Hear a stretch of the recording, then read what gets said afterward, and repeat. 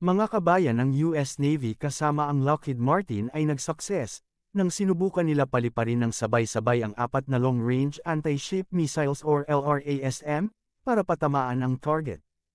Ang missile na ito ay mayroong katangian na kaya niyang makapag-penetrate kahit mga advance pa ang mga depensa ng kalaban. Kaya dapat magkaroon ng Pilipinas ng missile na ito dahil napakaganda pang depensa at pang-attack na rin. Pero bago natin ipagpatuloy, please like nyo muna ang video at mag-subscribe.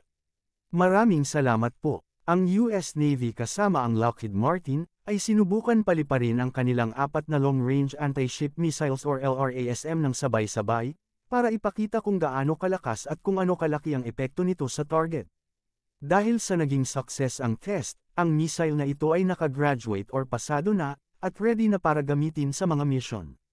Ang long-range anti-ship missiles or LRASM ay isang stealth missile that provides unmatched lethality against highly defended targets.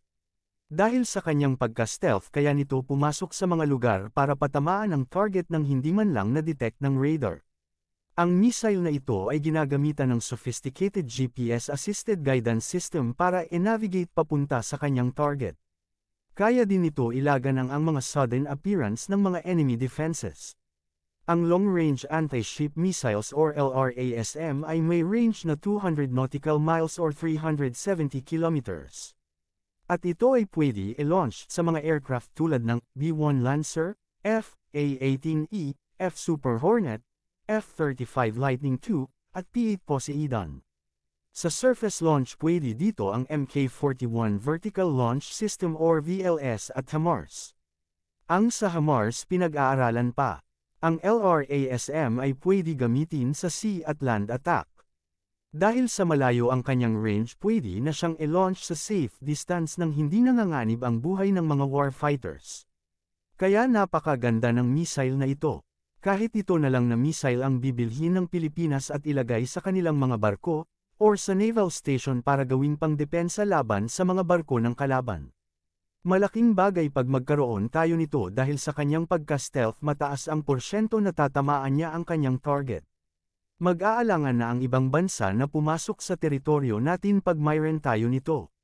Tapos nasa listahan din ng Pilipinas na bibili ng HIMARS, kaya timing lang yan na bago sila makabili pwede na gamitin sa HIMARS ang LRASM. Maganda ang pagka-stealth nito dahil hindi kaya i-detect ng moderno na mga radar. Kaya maganda ito gamitin bilang pangdepensa sa West Philippine Sea. Ang presyo ng bawat missile ay nasa $3.24 million. Kung magbibigay ang US ng $500 million bawat taon, pwede na ibili sa missile na LRASM. Sa laki ng pera maraming missiles na ang mabibili niya.